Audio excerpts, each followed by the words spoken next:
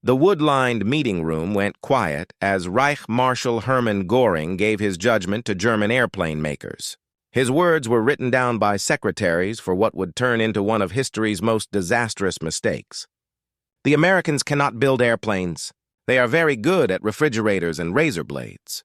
Through the tall windows of the Air Ministry, the gathered business leaders could see smoke rising from Berlin's factories, working urgently to replace the German Air Force's losses. The Third Reich, although starting to stumble from losses at Stalingrad and in North Africa, still held most of Europe. In Göring's mind, which was formed by old ideas from the 1920s, the United States was still a country of jazz players and sellers, able to make everyday goods but not weapons of war. Before we dive in, tell us in the comments where you're tuning in from. And if stories of heroes appearing in the darkest hour thrill you, then hit subscribe, because we're just getting started. What Göring didn't know was that at that same moment, American shipyards were launching 3 Liberty ships every day. By the time his meeting was over, the Richmond shipyards by themselves would have finished another ship. Within 6 months, those Americans who supposedly couldn't build airplanes would be sending 1,000 bomber attacks over Germany, while their shipyards put out a new cargo ship every 8 hours. The story of Germany's downfall was being told not in military plans, but in production numbers that would soon show the deadly mistake at the center of Nazi thinking. Hermann Göring's low opinion of America's ability to produce war materials didn't just start in 1943. It had deep roots in German military thought. As a World War I flying hero who shot down 22 Allied planes, Göring had seen America's late and small part in that war. The United States had joined World War I with almost no air force and had to use French and British planes. This memory shaped his deadly assumption about American skills.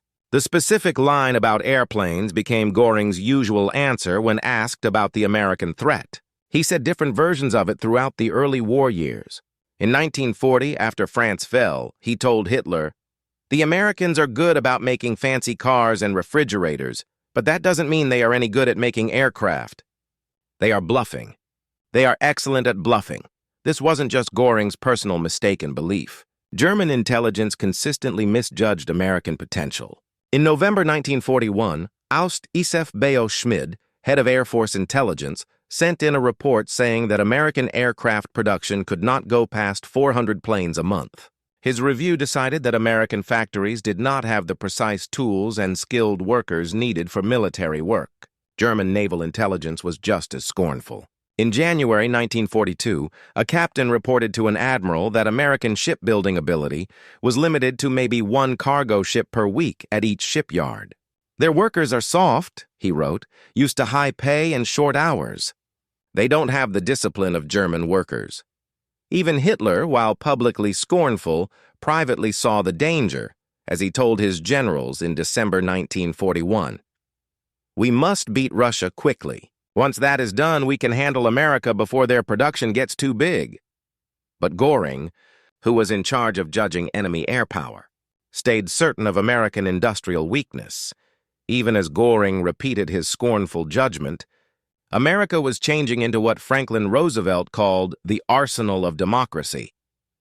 On January 6, 1942, in his State of the Union speech, Roosevelt announced astonishing production targets. First, to increase our production rate of airplanes so rapidly that in this year, 1942, we shall produce 60,000 planes. The rate of increase will be maintained and continued, so that next year, 1943, we shall produce 125,000 airplanes, including 100,000 combat planes. German intelligence caught these numbers.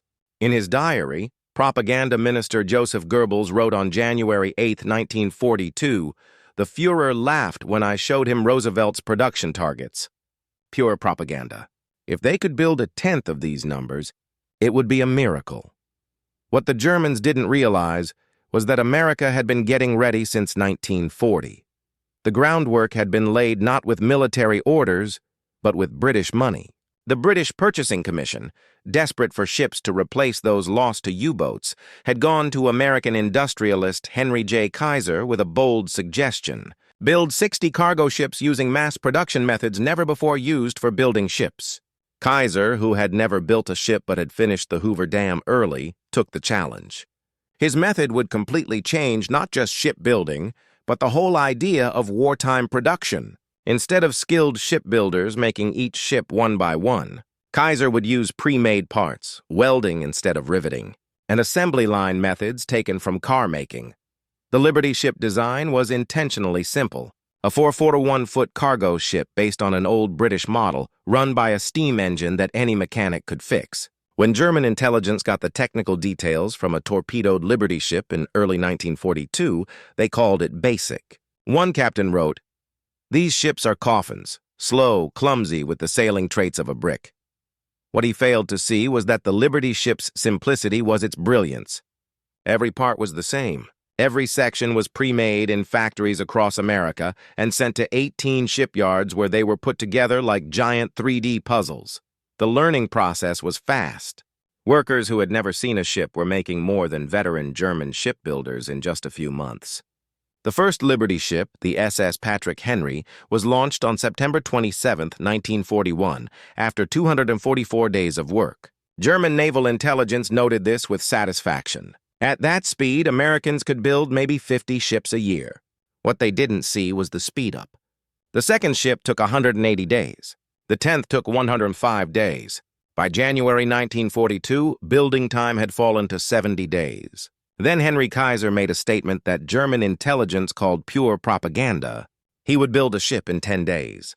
In September 1942, at the Oregon Shipbuilding Corporation in Portland, as German U-boats were enjoying great success sinking Allied ships, Kaiser's workers laid the bottom frame of the SS Joseph N. Teal. What happened next was like a perfectly timed industrial dance. 3 shifts of workers toiled around the clock. Pre-made sections, some weighing 250 tons, were lifted into place by huge cranes. Welders, many of them women who had never held a torch 6 months earlier, laid down miles of perfect seams. The workers included housewives, farmers, and store clerks who had been turned into shipbuilders in weeks. Among them was Wendy the welder, whose real name was Janet Doyle, a former waitress who became one of the fastest welders in the yard. Working with her was Tom Washington, an African-American sharecropper from Alabama who had become a master shipfitter, and Miguel Santos, a Mexican-American whose welding speed was faster than German standards. On September 23rd, the SS Joseph N. Teal slid into the Columbia River, exactly 10 days after her frame was laid. In Berlin, German intelligence dismissed the reports. An admiral told his staff, "Even if true, this is a stunt. They cannot keep up such production." But Kaiser wasn't done. He announced, "We can do it faster." On November 8, 1942, at a Richmond shipyard in California, as German forces pulled back from El Alamein, American shipyard workers began a feat that would destroy the last traces of German confidence. The bottom frame of the SS Robert E. Peary was laid as hundreds of pre-made sections weighted in perfect order. The whole ship had been built before it was built, with every piece made, fitted, and checked in workshops around the yard. Now they would put it together like a massive speed-building show. Kaiser had chosen his best workers for this ultimate effort. The team included Catherine Glasscock, a former school teacher who had become one of the fastest welders in the yard. Richmond Jones, an African-American former sharecropper, operated the main crane with a precision that let him place 250-ton sections within an inch of their marks. Mary Pilosino, a 19-year-old Italian-American, managed the electrical team that would wire 5 miles of cable in under 20 hours. Hour by hour, the ship took form at an unbelievable speed. The bottom hull plates were welded in place within 6 hours. The sidewalls were up in 18 hours. By the end of the first day, you could see the shape of a ship. The pre-made deckhouse, with plumbing and wiring already in place, was lowered on day 2. The engine, a 140-ton steam monster, was lowered into place on day 3. It had been put together in Toledo, tested and shipped with engineers who could install it in hours instead of weeks. On November 12th, the SS Robert E. Peary was launched 4 days, 15 hours, and 29 minutes after her frame was laid. The impossible had become normal. The first believable reports reached Berlin in December 1942. German spy planes brought back photos that German intelligence at first refused to accept. The pictures showed dozens of Liberty ships being built at single shipyards. One analyst counted over 200 ships under construction. His report warned, if these sightings are correct, American shipbuilding ability is 10 times more than our estimates. The report was hidden. Göring refused to believe his judgment had been wrong. The photographs are misleading, he told his staff. The Americans are showing us the same ships from different angles to create a false picture of mass production.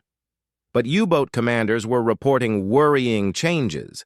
One captain noted in January 1943, a convoy had 47 merchant ships, all looking brand new and clearly mass-produced. Where are these ships coming from? The answer was everywhere. 18 American shipyards were now building Liberty ships. The Bethlehem Fairfield shipyard in Baltimore had 47,000 workers and was launching a ship every 4 days.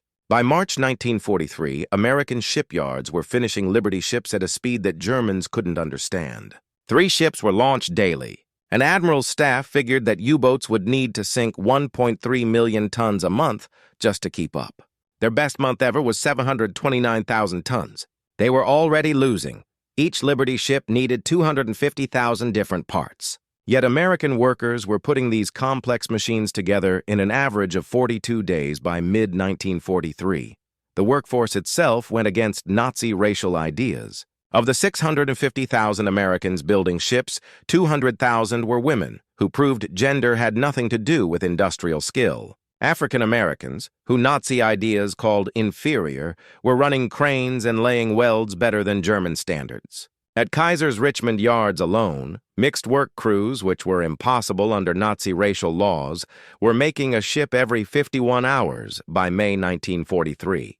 The diversity was amazing. Chinese-American welders worked next to Norwegian immigrants. Native American riveters from New Mexico worked with Jewish refugees from Germany. This group of the supposedly inferior was outproducing the German master race by amounts that were hard to calculate. In May 1943, Admiral Donitz stood before Hitler with crushing news. In what became known as Black May, the U-boats had lost 41 submarines while sinking only 50 merchant ships. American shipyards were building ships 3 times faster than U-boats could sink them. Hitler turned to Göring, whose large frame seemed to get smaller under his look. "You promised me the Americans could only build everyday goods," Hitler said softly, his voice full of the threat that came before his angry outbursts. Göring tried to deflect. "The ships are of poor quality. They will break apart in storms." "Your intelligence," Hitler cut in, "is worthless." The Americans were outproducing them in every area. The numbers were impossible to deny. American factories were making 8,000 planes a month. German production, even with Albert Speer's efforts, reached 2,000. American tank production was over 2,000 a month. Germany made 500. The Liberty ships were just the clear sign of an industrial power Germany could never match. On October 4, 1943, Göring gave the speech from the start of this story, still holding on to denial even as proof grew. He told airplane makers, "The Americans claim amazing production numbers. This is, of course, impossible. Even if true, the quality must be poor. Quantity without quality is pointless." But even as he spoke, Göring knew the truth. German pilots reported that American P-51 Mustangs and P-47 Thunderbolts were better than German fighters. B-17s and B-24s were showing up over Germany in 1,000-plane groups. The supposedly poor American planes were systematically destroying German cities. A top general confronted Göring after the speech. "I have seen captured American production numbers. Your dismissal of their skills has sealed Germany's fate." Göring went back to his hunting estate, where he comforted himself with art he had stolen from European museums. The most believable witnesses to American industrial power were the U-boat crews facing it directly. One captain wrote, "By late 1943, the convoys were huge, 80, 90, sometimes 100 ships, most new American construction. We would sink 1 or 2 if lucky, but it was like trying to empty the ocean with a teaspoon. For every ship we sank, 3 new ones appeared." Another commander gave perhaps the most powerful account. "We could see the Liberty ships, painted in fresh gray. They came in never-ending lines, each convoy bigger than the last. We began to realize that we were fighting not just ships, but a whole industrial system that could replace losses faster than we could cause them." The mental effect was crushing. By January 1944, American production numbers were being broadcast as a form of mental warfare. German intelligence could only listen as the numbers were read. Ships finished in 1943, 1,238 Liberty ships, 203 Victory ships, and hundreds of others. Monthly production peaks in December 1943, 155 merchant ships launched, 8,789 planes delivered, 2,464 tanks finished. An industry leader reported to Hitler in February 1944, "The Americans are producing annually 100,000 aircraft to our 25,000. 50,000 tanks to our 19,000. These ratios are not possible to maintain for even another year." Hitler supposedly threw the report into the fireplace, shouting, "Defeatist propaganda." But the numbers were low. Actual American production in 1944 would be even higher. Confirmation came from Germany's Japanese allies. A commander in Berlin sent a coded message to Tokyo in March 1944. German leadership continues to misjudge American production ability. German officials refuse to believe. Their false belief endangers strategic planning. Suggest our Navy assume American production is double German estimates. The Japanese, facing American power in the Pacific, had no false hopes. Admiral Yamamoto had warned before Pearl Harbor, "I can run wild for 6 months. After that, I have no expectation of success." He knew what Göring never understood, that American industrial ability, once started, was basically endless from an enemy's point of view. June 6, 1944. D-Day, the final proof of American industrial ability. German defenders saw a fleet so large it was hard to believe. 6,939 ships, including hundreds of Liberty ships full of supplies. A German general reported, "The sea is black with ships." They stretched to the horizon. This is not an invasion. It is a migration. Every Liberty ship in that huge fleet stood for 42 days of American industrial work. Every tank coming ashore was one of 88th Ford 10 America would make during the war. One German defender later wrote, "We had been told Americans were soft. But I watched their engineers build a floating harbor in 5 days that was larger than most German ports. Everything they told us was propaganda turned out to be true. Everything our leaders told us was true turned out to be propaganda." Even as American bombs fell on Berlin in February 1945, Göring held on to his make-believe world. He told his staff, "The American production numbers are inflated." His deputy wrote, "The Reichsmarshal lives in a fantasy." When I showed him crashed bomber serial numbers proving at least 15,000 B-17 and B-24s have been built, he accused me of defeatism. The truth was worse. America had made over 31,000 four-engine bombers by the war's end. This single type of plane was more than Germany's entire aircraft production for the war. When Americans captured the Reich Air Ministry in May 1945, they found Göring's intelligence files. Report after report warning of American ability had been stamped unreliable or enemy propaganda in Göring's own handwriting. An American major reviewing the papers later wrote, "It was shocking to see how completely the German leadership had fooled themselves. They had correct intelligence but refused to believe it because it went against their racial ideas and pre-war beliefs." At Nuremberg in 1946, Göring was faced with production numbers: 2,610 Liberty ships, 296 Ford 29 planes, 88,410 tanks. Göring answered, "These figures represent quantity, not quality." The prosecutor then showed a captured German report from 1944, written by Göring's own staff, admitting American planes were better in every way. Göring fell silent. In talks with a psychiatrist, Göring finally admitted, "I underestimated the Americans. I thought they were soft. When I said they could only make everyday goods, I believed it. It was the greatest mistake of my life. They buried us under a mountain of production." Germany's dismissal of American ability had deadly results. The U-boat campaign continued long after it was mathematically impossible to win. Of 40,000 men who served in U-boats, 28,000 died, a 70% death rate. The German Air Force, believing Göring's promises, continued to attack long after they should have switched to defense. The result, 43,000 Air Force personnel killed trying to fight an enemy, making 50 planes for every one of theirs. The math doesn't lie, even when leaders do.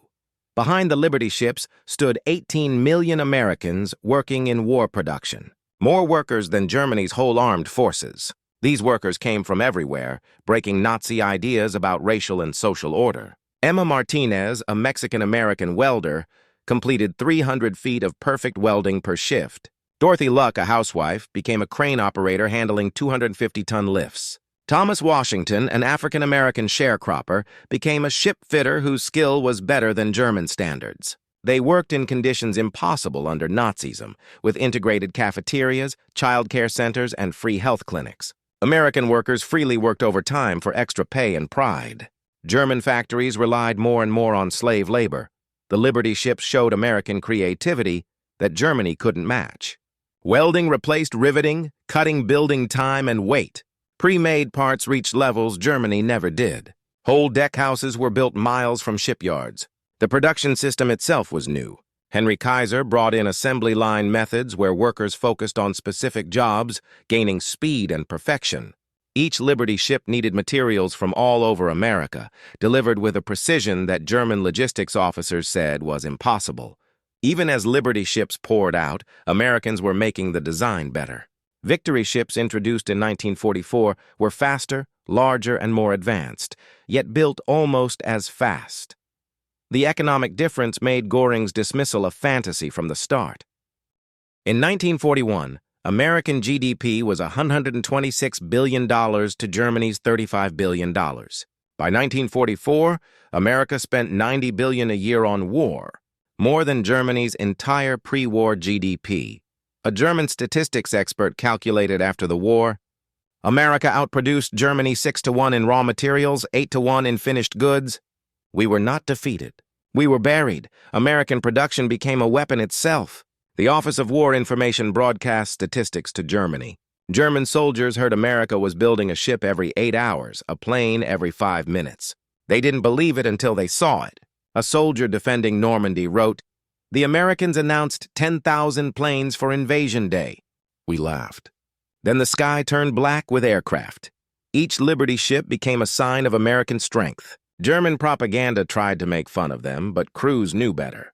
As one captured submarine sailor told his questioners, "When convoys of 50, 60, 70 of these ships appeared, we knew the war was lost." Mathematics doesn't lie, even when politicians do. After Germany's surrender, American investigators asked German industrial leaders about their wartime judgments. Their answers all condemned Göring's thinking. Albert Speer was harsher. Göring's dismissal of American production was criminal neglect. The Americans produced monthly what took us a year. Even the Soviet Union, America's ally but ideological opponent, was shocked by American industrial output. The Liberty ships became a vital connection not just for Britain, but for the Soviet war effort. Marshal Zhukov wrote in his memoirs, "The Americans gave us 400,000 trucks. But what truly amazed us were the Liberty ships themselves. Without these ships, we could not have driven to Berlin." Nikita Khrushchev was typically direct. "Without American trucks, we couldn't have moved our artillery.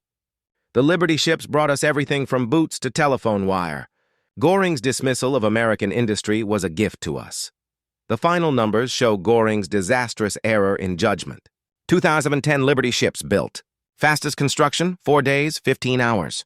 The Allies built 5,177 merchant ships in total. For every ship sunk, 2 were built. The Liberty ships changed more than war. They changed society.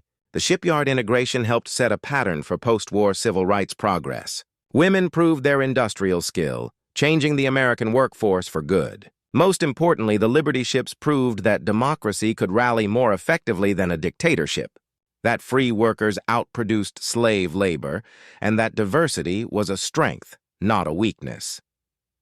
At Nuremberg, waiting for his execution, Göring could no longer deny the truth. On October 15, 1946, 2 hours before he was to be executed, Göring took his own life with a cyanide pill. He died finally knowing his mistakes. The prison psychiatrist recorded Göring's last words about American industry. "I should have known.